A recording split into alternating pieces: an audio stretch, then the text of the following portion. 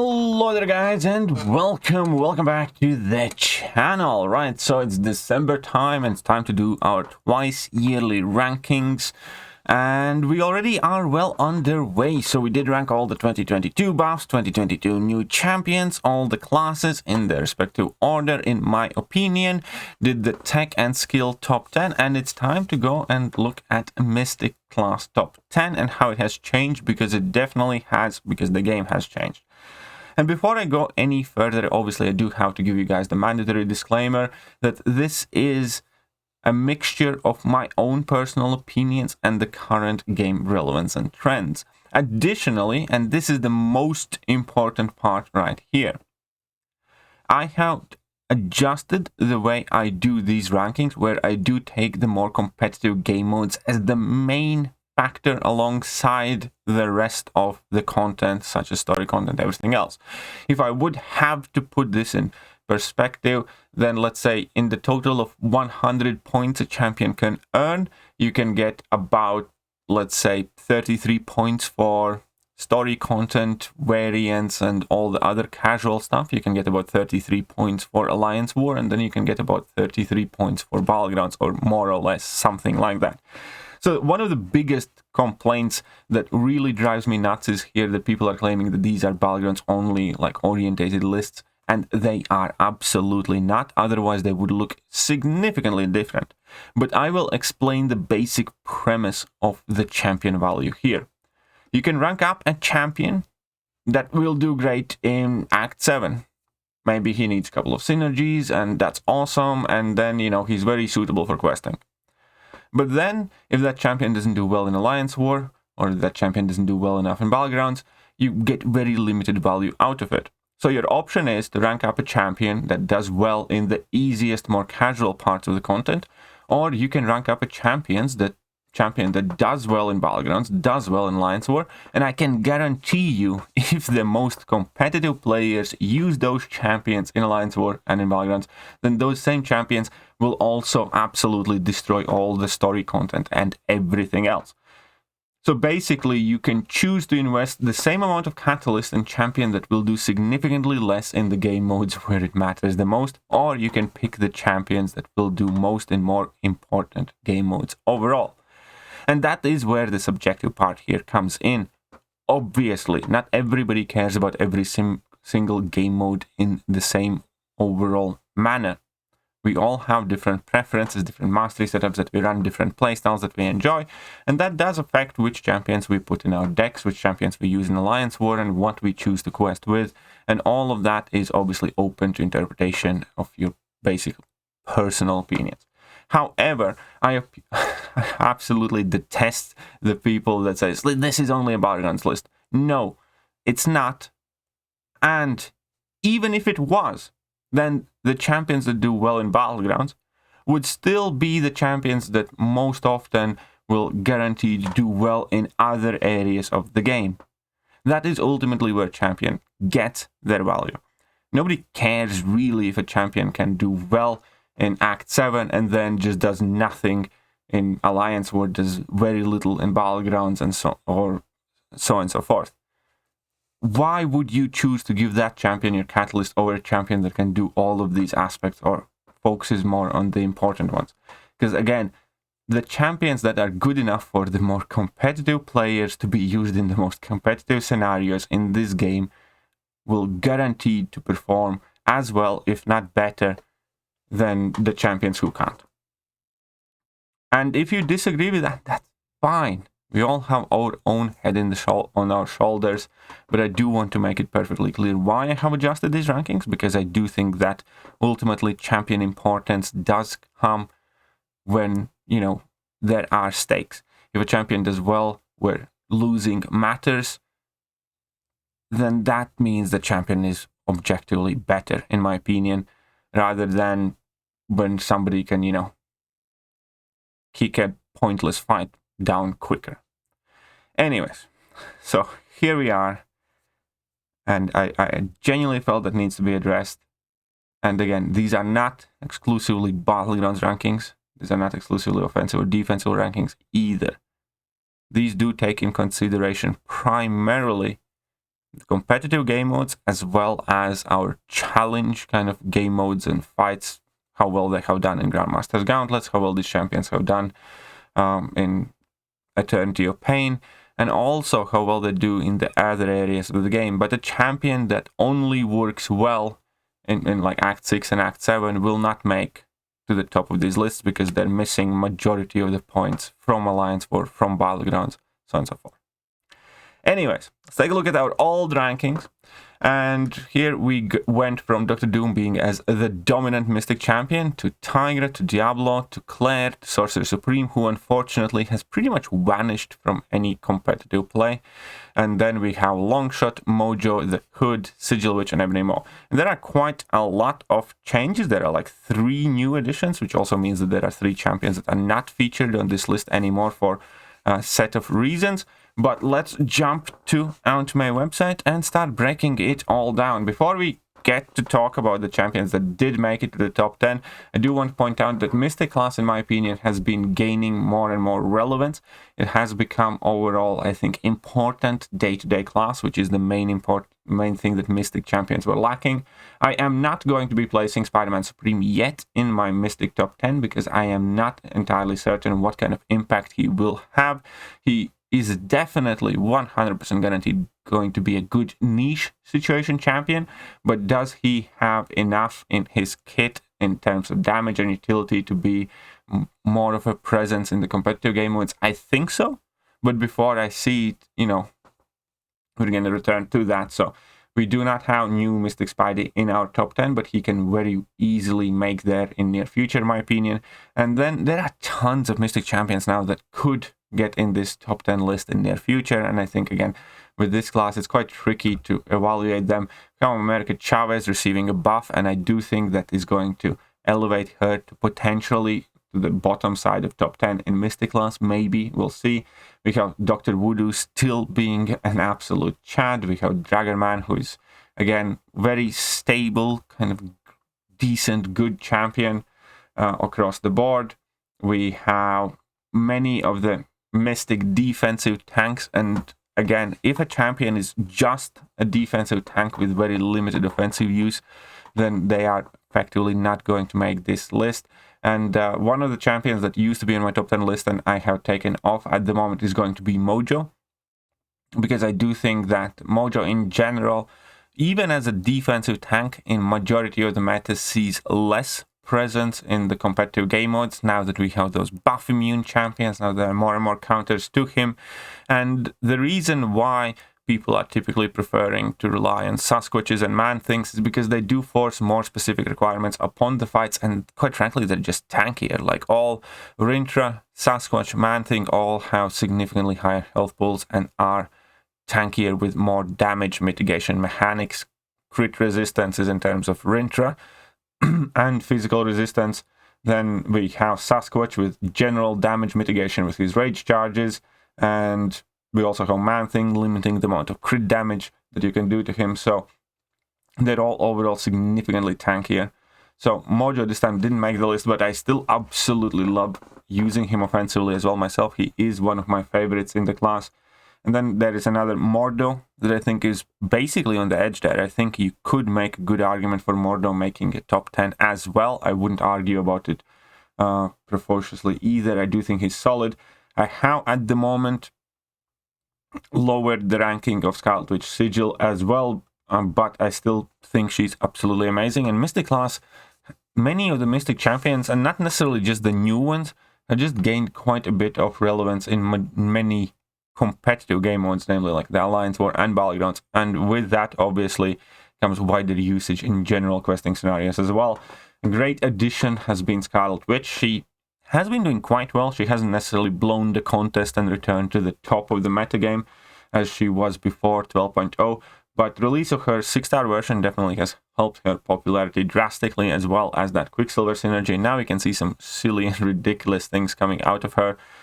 So it is very well possible once more people do invest in her, and she might make it up there to the top 10.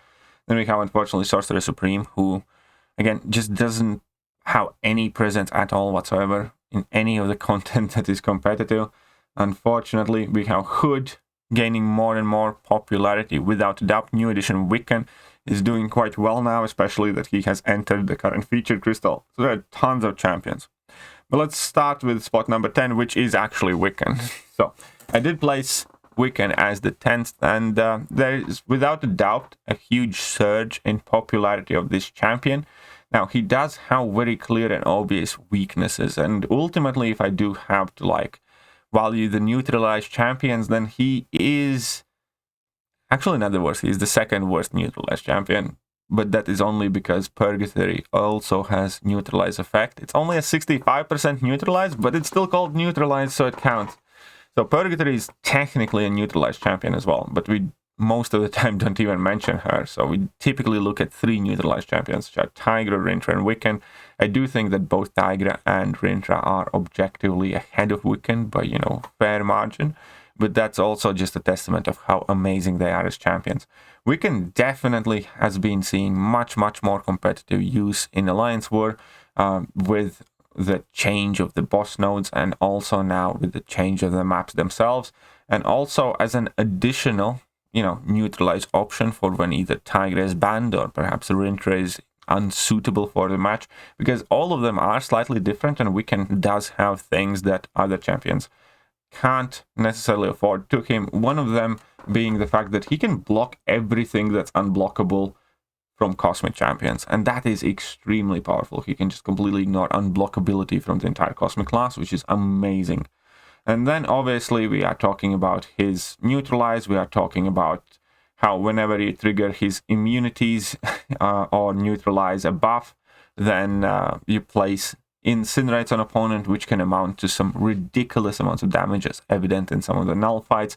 But not just that, we have more and more tricky Cosmic champions coming out that are quite hard to deal with, and Wiccan typically works exceptionally well against stuff like Hulkling. Ironically, he does nuke down his Habby, so we know who wears the pants in that relationship, because Wiccan just absolutely melts down Hulklings, and obviously he's great against Galen as well, and a ton of other champions.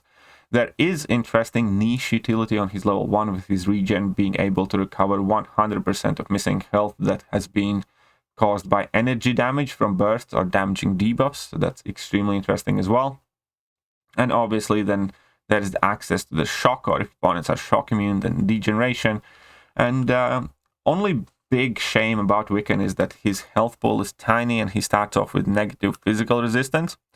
Obviously that negative physical resistance situation can be mitigated with his resistances, but you need to have at least 2 to make it basically normal. On the bright side, Wiccan does have a decently good block proficiency, so he doesn't take a ton of damage if you are on point with your parries and blocks, but he does basically go down extremely quickly from direct hits, so that is quite unfortunate, and he's definitely a glass cannon type of champion. So that, in my opinion, is one of the biggest factors working against him. Had they given him better base stat situation, I think Wiccan would be even more popular. But with him at the moment, you do need to be careful when you use him. And moving on, a champion that still is chugging along, in my opinion, Mystic Top 10, is still becoming more and more relevant, and most importantly, has also a 100% cheese and coolness factor when it comes to guaranteed critical hit opponents. Obviously, with those guaranteed misses from anyone aside from Science class, and we get to benefit from that virtually every other month because Kabam loves to either give champions guaranteed crits, or additionally, Kabam loves to put bob and weave nodes in some of the content these days. And ultimately, that's obviously not the reason why he's here. The reason why he's here is because he is proving himself to be extremely well-rounded champion. He has constant presence on Alliance War defense and in Battlegrounds, both offensively and defensively. More and more people are investing in him, and for a very good reason, because he is tricky to work around in many instances. And additionally to that, he can synergize with some nodes extremely well, making him nigh unkillable, or at the very least extremely difficult to work around without losing a ton of damage. He's one of those champions that typically you do want to have specialized counters against him. It is high level of difficulty whenever you are fighting him, maybe besides the torch, for instance. And He also has, reasonable offensive utility against Hyperions or other champions that love spamming power gain effects especially. And I do think he well deserves his spot over here. He has moved a long way from the meme from when we called him Squidward. And I'm glad to see that. I'm very happy to see all of these champions that got bullied by the player base, establishing themselves in the more important and competitive situations. So we are giving Ebony Maw spot number 9. Spot number 8, I'm still going to give to Hood. I do think you could make an argument for placing him higher. I do think that Hood is one of those champions who is gradually increasing in his usefulness. And he is seeing more than ever play in high-tier Alliance Wars. He's seeing more than ever play in high-tier Battlegrounds. And with that increase, he's also seeing more than ever play in some of the Grandmasters, some of the Eternity of the Pain fights. He was one of the best options in more and more questing scenarios. I do think he would be better off as a champion if he didn't have that persistent pistol situation where he just started every fight with 28 bullets, so you wouldn't have to worry. But even with that, he is starting to work better and better. One of the best things about Hood is that Kabam finally fixed that dashback input error where basically you failed to trigger his invisibility timer on every second dashback that you did. It was quite frustrating. Unfortunately, they also took away his infinite invisibility loop, but even without that, and majority of the people didn't necessarily even use that, he's still incredibly powerful champion with powerful Fate Seal that you can maintain pretty much the entire fight or majority of the fight with big bursts of damage and plenty of utility coming from that invisibility, slight amounts of power control. Also, absolutely no reliance on any sort of debuffs, which is one of the stronger aspects in, recent days, let's say. And one of the coolest things that many people absolutely overlook about Hood, and does deserve a highlight because I do think this could change people's opinions about him as a champion, is that people do forget that his Fate Seal is kind of special. Because if you read the second to last sentence in his level 2, is while this Fate Seal is active, the opponent's ability accuracy is reduced by 65%. And it is general ability accuracy. And who can tell me what that means? Or the best equivalent there? Well, it's simple. It effectively means that while this Fate Seal is active, you have 2 neurotoxins on your opponent. That's approximately the same amount of ability accuracy reduction. And it isn't just offensive ability accuracy reduction. Is offensive and defensive ability accuracy reduction, so he can make a ton of abilities fail or just trigger less, and that is extremely useful and powerful. And I think it's only a matter of time when people do start utilizing it even more. So ultimately, I think Hood is gaining with his status in the game and becoming more and more recognized, which I'm super happy about. And put in spot number 7, I'm going to be placing where is the Prince Charming? Spot number 7, I am going to give to Longshot because Longshot has managed to become a menace in both Battlegrounds defense, offense, and in also Alliance War defense. Obviously, with that, again, he is getting more and more utilized in generic content as well. I do have a very amazing rank 4 Longshot gameplay showcase on my channel if you wish to check out what he's capable of, but he is more capable than many people realize. Some of the strong suits of him obviously is the fact that he has increased ability accuracy, thus it is hard to make his abilities fail, which synergizes extremely well when he's placed on some tricky nodes. Then there's also the chance to automatically nullify opponent's buffs and replace them with bad karma. So dexing against this guy when he's awakened is like always dangerous, and you always have to be extremely wary of the power situation in fights against him, because one small mistake he can push himself all the way up to level 3 extremely quickly. thanks to his Nullify, MD, and Bad Karma mechanics. And then on top of it, obviously, if his Lucky is active, if he has his Pure of Heart active, then even pushing him to level 2 basically automatically kills you unless you're Incinerate immune, because he does not have to connect that level 2 in order to place the Incinerate Fate Seal and do a ton of burst damage against you. So Longshot, again, is one of those champions that is becoming bigger and bigger problem in more and more different game modes. And obviously also addition of more matchups that Longshot is extremely good against, and not that many people, that many champions necessarily are only helping his, ability to destroy these fights. Like Hulkling, for instance, he's absolutely one of the most effective counters and killers of Hulklings and Gores, and both of those champions are becoming bigger and bigger threats in the game offensively and defensively. And that often happens when, just by happenstance, just by introduction of new characters, it can drastically increase the popularity of older ones. A good situation here would be if Kabam releases another 3 or 4 amazingly powerful dimensional beings, then you can bet that Blade is going to shoot on the top of the skill rankings, which I suspect he's already going to do anyways, with just Galen and Spot. But if Kabam keeps releasing dimensional beings, then you can bet that Blade is going to be top of the game very soon again.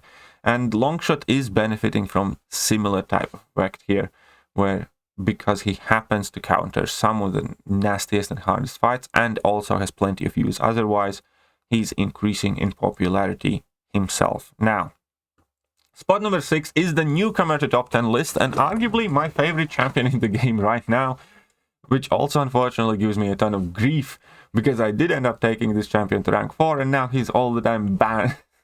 It's Juggernaut. It's Juggernaut. You can disagree, you can cuss at me, you can swear at me, you can say that Juggernaut sucks, but he's fucking awesome, and if you have a problem with that, send location, we can talk it out.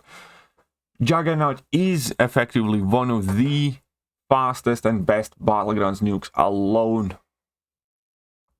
That, in my opinion, does give Juggernaut a ton of use. But ever since rise of his popularity, Juggernaut has been going from strength to strength. And again, this is one of those situations where his rise was definitely inspired by Battlegrounds, unquestionably. For me, personally, I think the first person that I noticed utilize Juggernauts in Battlegrounds was Fintech, and he was doing some amazing things there, and I picked it up. But after I ranked up Juggernaut, I started using Juggernaut. I have brought him in an Alliance War, and I have seen Finn use him in Alliance War. And he's also like one of my casual daily questing champions now, because he's amazing, he's fast, and he does the job, and he's super easy to do, and he has plenty of damage. And in terms of utility, he does have, adequate amount of utility, I would say. He does have his obvious weaknesses, but there are places where he does exactly where you want him to do, and I think his situation is quite similar to CGR situation, more or less, where there are a lot of situations where you wouldn't want to use CGR, but when you can use CGR, you really, really, really want to bring in CGR. And Juggernaut's kind of similar. And the reason for it is because he's extremely fast and extremely effective. And as I said, he's absolutely proving himself in virtually most important areas of the game extremely quickly, including Alliance War. I've seen him utilized in Alliance Quest by other people. I have seen him smash questing scenarios and story content and things like that. And he is just bonkers now. So I do think he is well deserving of spot number 6, if not higher in the near future. The only reason I have not placed him higher at the moment is, well, number one, because it's fresh, new type of thing. He might be having his moment, and then in near future, potentially we could see his relevance go away. So I do not want to kind of like overemphasize this. But at the same time, if he carries on doing what he's doing and performing the way he is in the next list, I will definitely be open to placing him even higher. But we first need to see that. And if I place him any higher, there will be another 87 man babies crying that this is just the Battlegrounds list, isn't it? But again, Juggernaut is not only good in Battlegrounds. Okay, that second point is not as important. It's more of a joke there. because it still annoys me when people say that. But anyways, Jug's number 6. If you get a problem with it, deal with it. But I promise you, if you check out some Juggernaut videos across on YouTube, I do have a rank 4 Juggernaut Battlegrounds showcase as well on my channel. I will promise you, you will change your mind. And now we have spots number 5 and 4. Spot number 5 and 4, I was reluctant to give these champions those spots, but I do think I can at the moment keep it there. I would not be surprised at all, on the other hand, if we do see a decline of these rankings, in my opinion.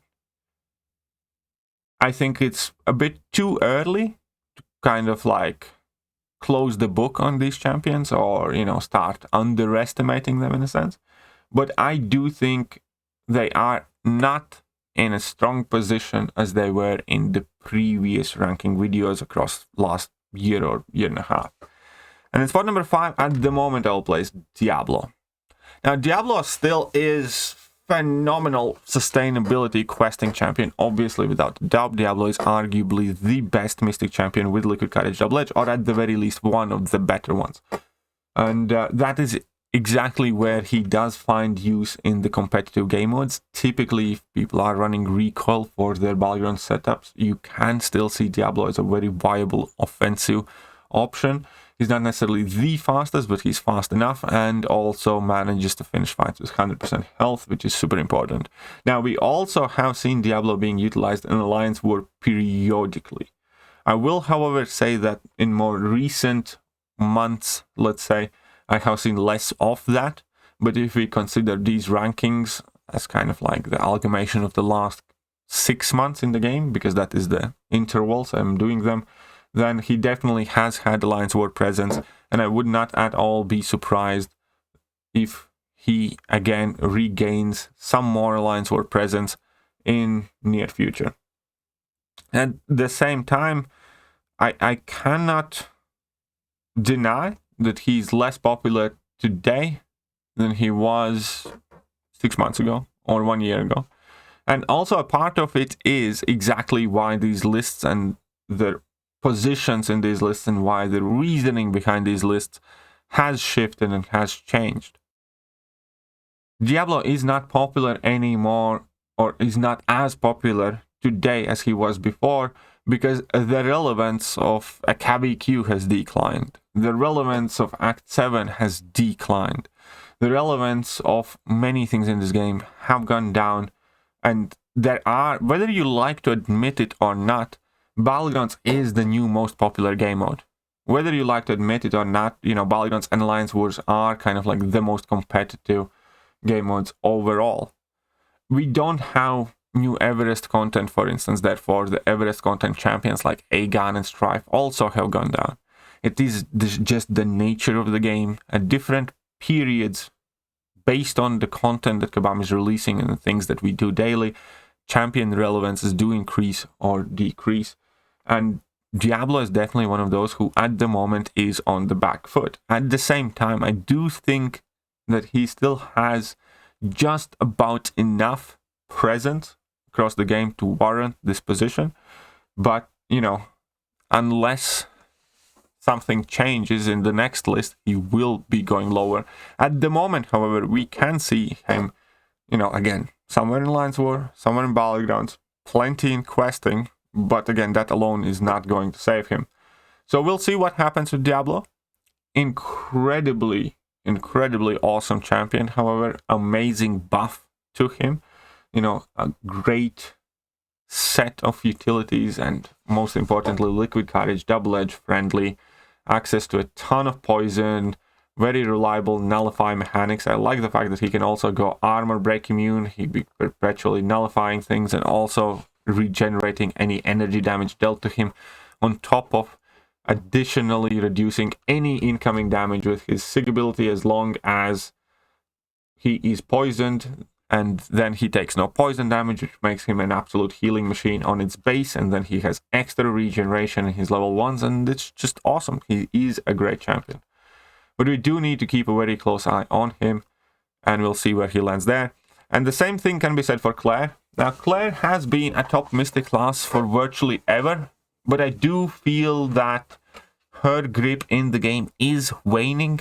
Claire used to have more presence on Alliance War defense, Alliance War attack. She used to have initially more presence also in Battlegrounds decks. That has been decreasing. Obviously, if you are running Liquid Courage Double Edge for your Battlegrounds, then likely you are also running Claire, because she is one of the most Liquid Courage Double Edge compatible Mystic champions, and there aren't that many great alternatives, I would say. But even there, I think she is losing her ground slightly, but at the same time, she's still in there.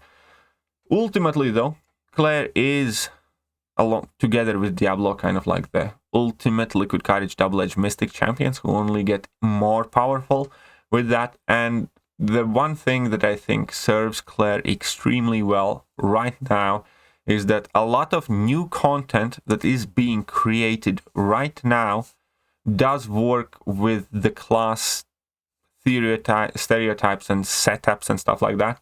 And one of the things that makes Claire still as amazing as she is when it comes to clearing new content and carrying on as, you know, your path clearer or potentially a boss option, is the fact that where you typically need the Mystic champions, you can frequently these days also find promise effects specifically. And Claire's abilities do get unimaginably more powerful the more special attack damage she has, as anybody who has used Claire in incursions will attest to. Because the more damage you deal, for instance, the more regeneration you have, to a point if you have a massive amount of prowess or special attack damage increase, you can regenerate virtually all of your health bar with a single special attack, and that is making her like extremely sustainable. Obviously, as a champion itself, she does have an absolute purse of utilities that she can access at any given time. She can rotate in between 3 different immunities, and not any less important, also in between 3 different damage over time effects that are not necessarily doing a lot of damage, but they are there to give her extra utility. She has several ways to deal power gain, but ultimately all of it kind of culminates in a fairly unique ability that only one champion, I believe, has offensively, and now we have Spot who can access it defensively to place it on himself, which is the buff immunity. And giving opponent a buff immunity debuff does bypass pretty much all of the nullify resistances that we have in the game, and also, not any less relevant, it also bypasses ability accuracy reduction immunities, so it can do some of the stuff that neutralize can't, and it can do stuff that nullify, fate seal, and things like that can't. So I do think it is still extremely unique and valuable ability to keep around, but in general, again, we do need to see how she's going to be doing. I do not think that nor Claire nor Diablo are as strong as they once were in their standings, where previously I thought that, you know, it's, let's say, Claire, Diablo, couple champions above that, and then everybody else.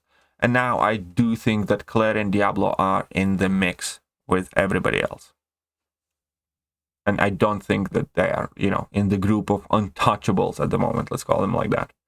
But with that, we are also in our top 3. And in the 3rd position, straight up, a newcomer to the list. How do you think who's going to be? Obviously it's going to be the MooMoo. Now, the MooMoo has an insane set of stats. There is only one thing, you know, that they kind of had to do, in my opinion, in order to balance MooMoo, and that is his very, very low crit rate. Because if he crit frequently, he would be even bigger menace. But even with that, he is just amazing. He is a staple presence, Alliance War defense, Alliance War offense. He's a staple presence on Battlegrounds defense, Battlegrounds offense. He is one of those champions people, you know, always look for counters or bans or whatever else. And obviously also he is capable in questing situations, and so on and so forth.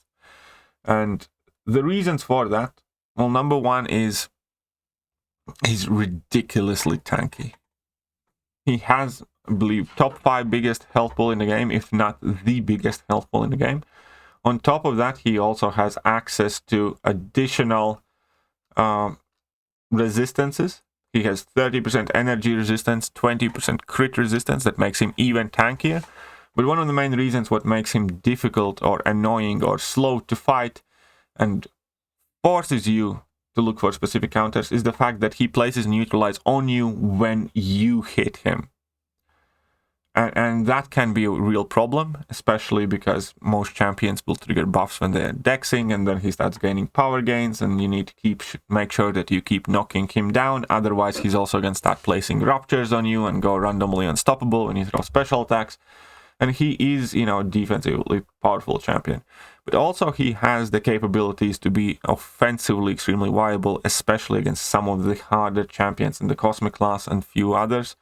And with that, he is extremely well-rounded, capable menace of a champion where you will, get good results with him always, especially if you bring him in good matchups.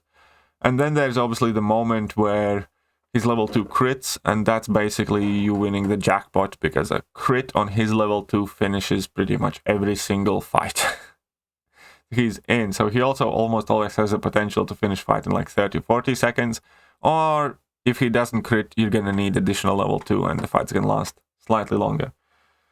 So ultimately, I don't think many people are gonna argue with this position. I do think he deserves it. I do think there is the reason for the hype, or the fact that everybody's hunting him, or the fact that anybody who did get him is ranking him up. Simple as that. I think Rintre is overall the 3rd best Mystic champion in the game as of right now. Moving on to spot number 2. Spot number 2, we do have to give yet again to Tigra. And I do think Tigra is the 2nd best champion. I do think that I don't see her becoming the top champion necessarily, but we do need to make a very clear clarification here. I do think that Tigra is the best Mystic offensive champion. She's by far the fastest. She's one of the fastest champions in the entire game. And so she's like in the top 3 or top 5 in terms of speed out of everybody in the game. And obviously then she also has great variety of the fights that she can take, as evident by constant footage of Tigra all over, doing quest fights, doing boss fights, doing Eternity of Pain fights, doing Grandmaster's Gauntlets fights, doing 20-second Battlegrounds fights, doing sub 20-second Alliance War fights, because there you can boost up, give her power boosts and start with 1 bar of power. And she is one of those champions that's just ridiculously broken offensively. Obviously she does have virtually no defensive value, but it's one of those cases where the offense is that impressive, where she catapults herself ahead of a ton of other champions. And most importantly, what she does works and is needed in all of the most important places. Now, the downside for a lot of people with Tigra obviously is that there is a skill cap, and I myself am not the best or most skilled player with Tigra, but I can promise you, with just a bit of dedicated effort, you can get extremely adequate at using her. You just need somebody basically to explain you how to do that fight with Tigra. And then once you do it once or twice, you're probably going to be pretty much fine in most of the cases. There are a handful of fights which will be extremely difficult to learn well. For instance, like Thing or something else. But in majority of the time, you do stick to your basics. You hit opponent, bait out their heavy attack, punish with your heavy attack, and get to level 2 and drop it.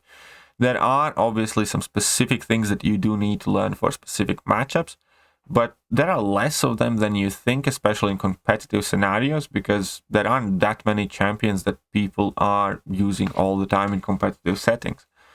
And with that, I do think that many people are far too intimidated or afraid to start learning to play Tigra, thinking that they will be unable to do it. But I do want to make sure that people get this message very clear. You can learn to play Tigra well enough for her to be worth all the praise in the world. You might never, and you likely will never play Tigras, some fintech or something else, but you can easily get to the point where you can feel confident enough bringing in Tigra in serious fights and doing them fast and well, because that is how broken she is. And ultimately, if you break it down, there is nothing too difficult in holding your block button, baiting out an opponent's heavy attack, using a heavy attack of your own, and then pressing level 2.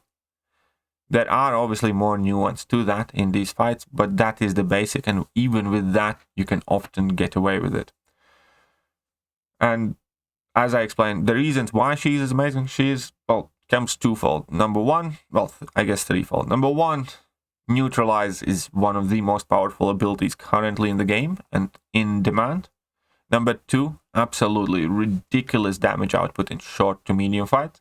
And number three, there is quite a bit of value in her ability to phase through opponents' projectile special attacks, especially because we are getting more and more tricky and intricate special attack animations and gaining a ton of power in the process.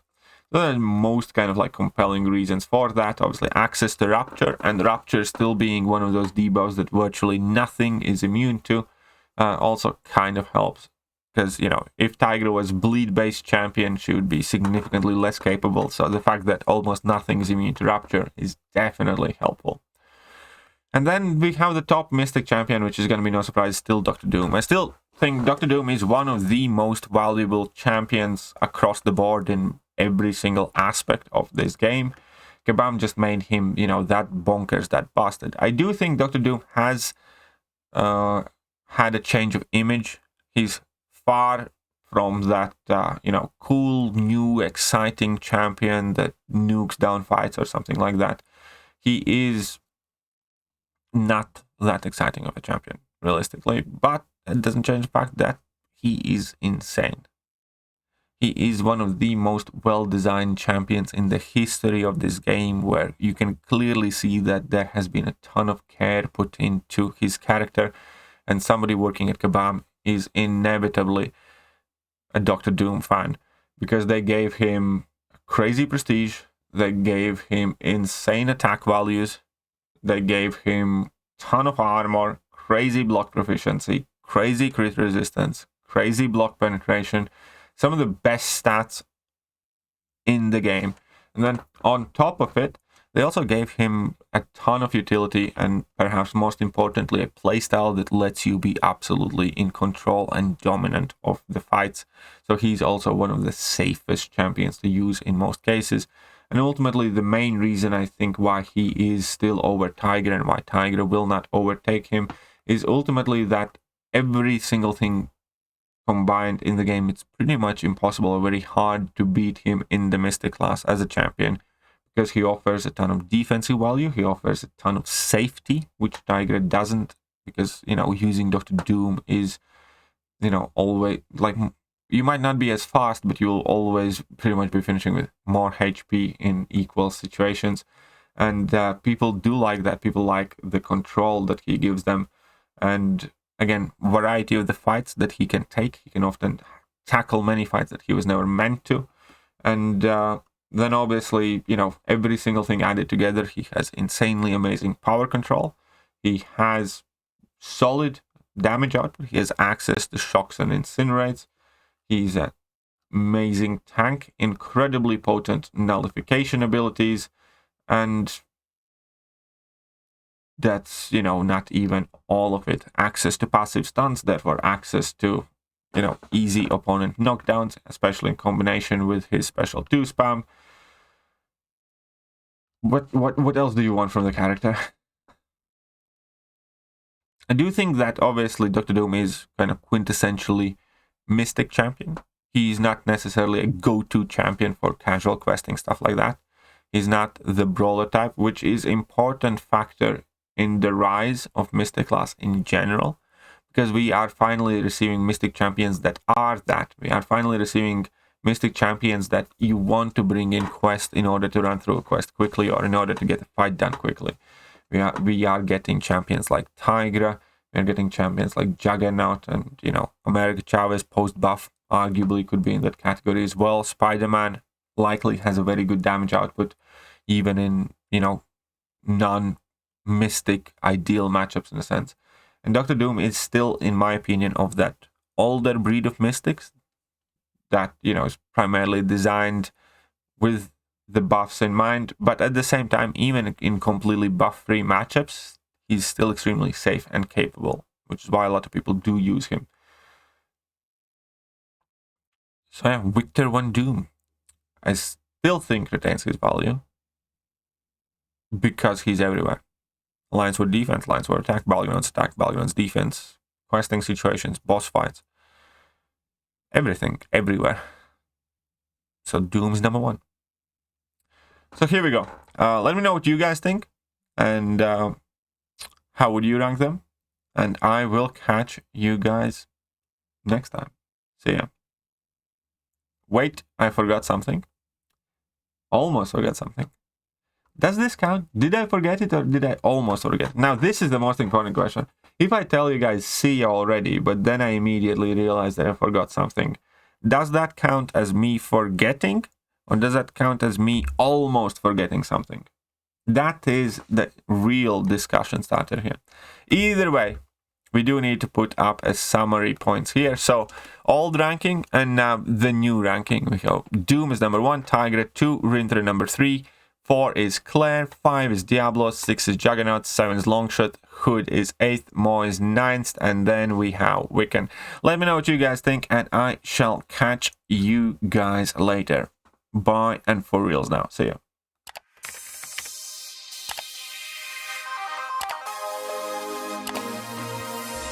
Hello there guys, and welcome back to the channel. So we have all the information about the next